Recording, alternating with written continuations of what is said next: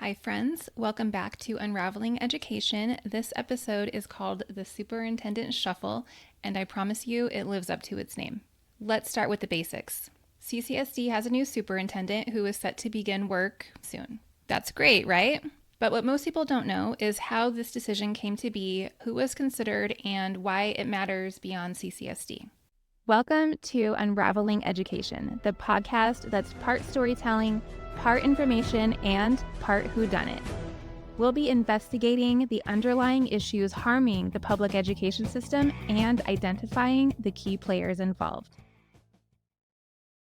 I'm Danielle Ford, former CCSD School Board Trustee, current member of the Nevada State Board, and in this episode, I will be walking you through the messy behind-the-scenes selection process that got us here, and what it reveals about power dynamics, political agendas, and how vulnerable our state really is when it comes to education leadership. And then in part 2, we will jump to the state level, where I now serve as an elected member of the Nevada Board of Education because, spoiler alert, this is not just a local story. It's a statewide shuffle, and it's left a lot of us going, wait, who's really in charge here? So let's rewind for a second. Jesus Jara, or Hara, resigned as superintendent, but not in the clean, orderly way that you would expect from a position that important. He didn't follow the terms of his contract. He asked for $500,000 in severance. He ended up walking away with $250,000, and the board at that point tried to quietly install his deputy into the role permanently. No real discussion, no public input, no transparency. The community went wild. After public pushback, they hired the deputy, Dr. Brenda Larson-Mitchell, as interim superintendent. They had a board meeting about this, an agenda, and they voted for that to happen. She ended up staying as interim superintendent for about a year and a half. Then came the debate about what kind of search should the board do. Should they keep it local? Should they keep it simple? Do a full national search with a firm? After about 6 months and a lot of meetings, the board finally approved a contract with a search firm. One of the only things that the public specifically asked was, please don't hire a firm that's tied to Chiefs for Change. If you're new here, Chiefs for Change is a national group that pushes reform-heavy, often privatization-leaning education leadership, and Jesus Jara was one of their golden boys. I call the leaders who graduate from this grooming program the SOUP group. Included in this SOUP group is Steve Cannavaro, former Nevada State Superintendent and Chiefs for Change executive. We talk about that in the previous season if you want the full rabbit hole. But back to the firm. The board contracted with Hazard Young Adia and Associates, or HYA. Many more months and many more board meetings about the search went by. This was during election season, and then 4 new trustees swore in, and a month later, they were tasked with choosing from the candidates that HYA delivered. The firm gave them 6 candidates to choose from, and that list and then the next board meeting date went public. Right away, educators and advocates across the district started analyzing the list and sharing their findings. Of the 6 candidates, 3 had experience with CCSD and 3 were complete outsiders. My friend and education advocate, Anna Binder, and I jumped on a Zoom to research the superintendent candidates in real time. We shared our opinions, screamed at each other, and got on the same page. I ended up putting that on my Facebook page after to explain our thinking. In our meeting, we absolutely agreed that CCSD needs somebody who understands Nevada, CCSD, and the reorg law. That law is intended to decentralize some control from the district and give autonomy to the schools. CCSD, under Jara's leadership, refused to follow that law. Jara even tried to change it behind the board's back. That's the story called The Battle of AB2 in the Jara Chronicles Part 1. But I'm getting off topic. The point is that it's a big deal to know and follow this law, and if it doesn't start being followed, the state could take over the Clark County School District. So me and Anna are like, it doesn't even matter how wonderful any of the outsiders are. The district needs stability and a leader who knows Nevada and who Nevada legislators know and trust and can get to work while the legislative session is going on, which is happening now. So that left 3 people. One of those 3, Pedro Martinez, was a former CCSD deputy who, from stories that I've heard, terrorized employees. Then he became superintendent of Washoe County, where he sued that school board. In the JARA Chronicles, when I talk about JARA suing us, I share my notes and it says, this is the same playbook that Pedro Martinez ran in Washoe. Oh, and by the way, Pedro Martinez, surprise, surprise, is a longtime Chiefs for Change member. He was one of the first to graduate from that program, so the fact that the search firm even included him was sus. Attached as reference material to those 6 candidates was several hundreds of pages of applicants that didn't make the cut, according to the search firm. There were some in there that should have been included, at least included over the outsiders and the tyrants, in my opinion. One in particular was Jesse Welch. He was an experienced CCSD admin who left under JARA to serve as superintendent in a district in Phoenix. I really liked Jesse as an option, but I was concerned about the board opening this huge document and it becoming like Pandora's box because there were a lot of questionable applicants as well. Most importantly, the 2 left after our unofficial Zoom elimination process who were familiar with Nevada and CCSD and were not part of the EdCorp reform groups were both fantastic choices. So we were like, the board should just push those 2 through and then interview those 2 and just make a choice. Like, this could be super easy. Now let's talk about those 2. First, Anna's favorite was Jhone Ebert, the current Nevada State Superintendent, the superintendent of the board that I am elected to. Now, I liked her too, but I was really trying to avoid getting pulled into a state superintendent search process. My pick was John Anzalone, my daughter's former principal, former CCSD admin who left under JARA's leadership to be superintendent in a district in Washington. He's somebody that I have seen lead at multiple levels with clarity and care. In my eyes, Jhone and John would have made a powerhouse duo for Nevada's 2 top education roles. So now let's talk about what happened at the upcoming meeting with all the candidates. Now remember, the public had said, do not pick anyone tied to privatization, no more Chiefs for Change superintendents that are essentially puppets for huge ed tech companies. I'm paraphrasing, but that's what it is.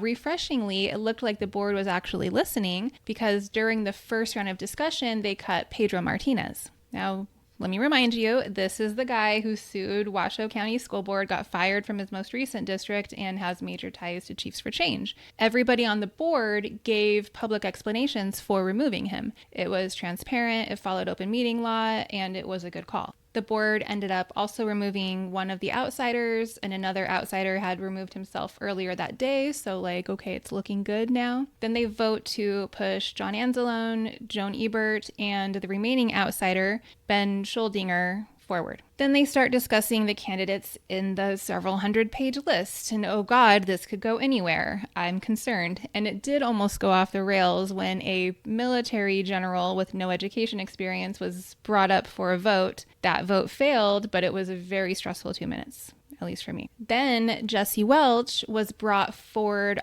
for a vote and approved. Okay, so now it's down to 4 for the next round of interviews. It was Jhone Ebert, John Anzalone, Ben Scholdinger, and Jesse Welch. They did all of the interviews, the public watched, and after the first round of interviews, the board cut John Anzalone. It was quick. There was no explanation from any board members, and John Anzalone was the only candidate who had a packed room of community members showing up to speak in support of him. This was someone with local roots, local experience, and a reputation for building strong schools. And then poof, he's gone. But right before that item came up, rumors had started circulating. Rumors that Jesus Jara was making calls to the trustees and others trying to push John Anzalone forward. And then Anzalone, I guess, was being framed as Jara's pick, and everybody was concerned, even though from what I've heard, that couldn't be further from the truth. If this narrative was manufactured by whoever,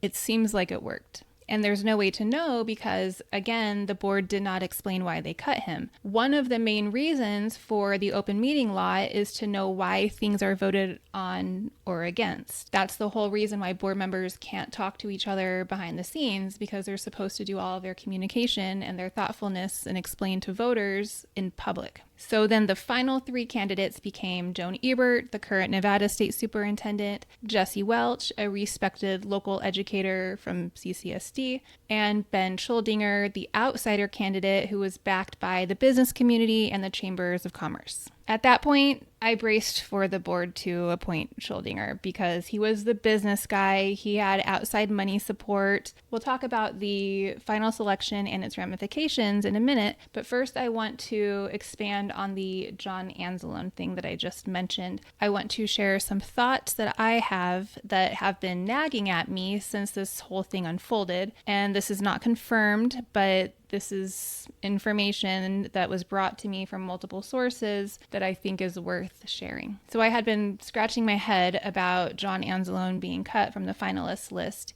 He at least appeared to be a community favorite. Of course, not everyone's going to support every candidate.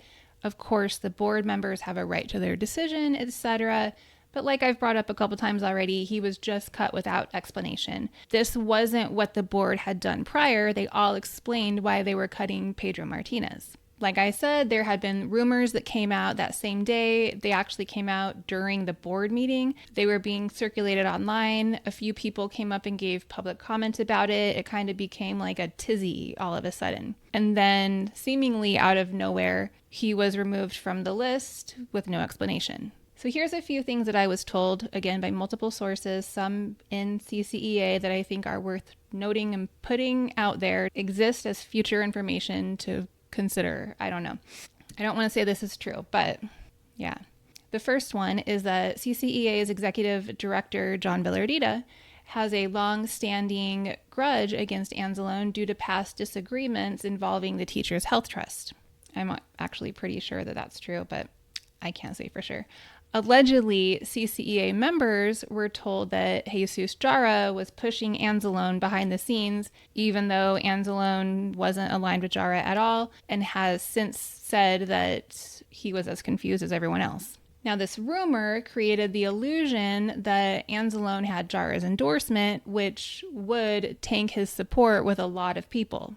So some people believe that John Villardita took this tidbit of information and then poured gasoline on it as a way to take out his least favorite candidate. Some are saying that he directed CCEA leadership to flood the board members with phone calls and public comments right before the vote. Let me be clear, I don't know if Jara actually made any calls, but if I had to guess, he probably did, because not only is he delusional about his reputation and his influence, but he also hates Jhone Ebert, because she had the audacity to hold him accountable several times for the crazy, horrible stuff that he did. And if this is true, if somebody played up this seemingly nothing rumor to make other people act a certain way, then that's not okay. That is political interference. If that happened, my next question is that a pattern? That's something for everyone to ponder. Is there a group of CCEA leadership that consistently lobbies the board in the interest of John Villardita and not in the interest of CCEA's members? These are just some threads that I'm still pulling at. And now back to that final 3 vote. I was like bracing for impact. I was preparing for some sort of twist. I clearly have trust issues regarding the CCSD board. I really thought there was a coordinated push happening for Ben Scholdinger, the outsider candidate with business backing. It would not have been the first time that something like that happened behind the scenes, but luckily instead, trustee after trustee started voicing support for Jhone Ebert. I was sitting there just so surprised. Looking back, clearly it is my PTSD. There was usually always something negative, turn of events, last minute, or some plan that the majority of the board was conspiring on, every single meeting, seriously, when I was on that board. So when it was my turn to speak before the vote and I walked up to the mic, I was both joking and not joking when I said, after spending 4 years on the CCSD board fighting a maniacal superintendent, I ran for the state board thinking, cool, this will be good. At least I like that superintendent. And now you are stealing her from me. So I told them that I was happy for CCSD and I meant it. But I was also frustrated because now the state board, which I had just been elected to, was being thrust into a superintendent selection process too. And nobody was talking about that part. So I said, we've got a state board meeting coming up. We need everyone involved. We need people to pay attention because the only way this goes sideways is if nobody's watching. Then the vote happened. Ebert was selected, everyone cheered, the news headlines rolled in, the narrative was tied up with a bow, except the handoff was not immediate. The board still had to negotiate Ebert's contract. She was still technically the state superintendent. And now we had to figure out that transition. So, I did what I always do. I start prepping. I'm pulled the NRS. I'm researching how we, the state board, were going to handle this. According to the law, the state board submits 3 names to the governor, and the governor picks a superintendent from those names.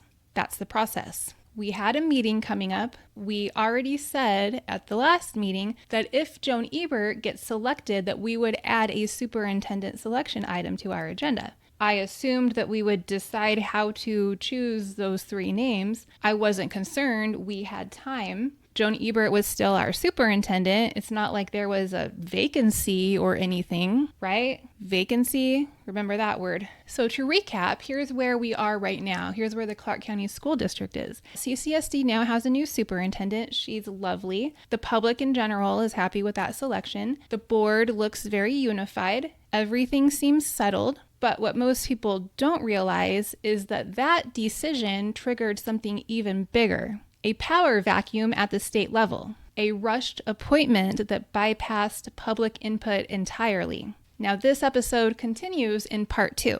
I'm taking you behind the curtain of what just happened on the Nevada State Board of Education, how the governor's appointment caught everyone off guard, why I filed an open meeting law complaint, and what I've learned since stepping into my new role that should concern all of us. And this isn't just board drama, it's governance control. It's a power grab, and it's happening in the shadows of the systems that shape your kids' schools. So if you care about public education in Nevada or want to understand how these decisions affect your community, please share this episode. You can also support the podcast at unravelingeducation.com/sponsor. Every donation helps to keep this work going and completely independent. Now, take a breath, do some stretches, and let's continue to part 2.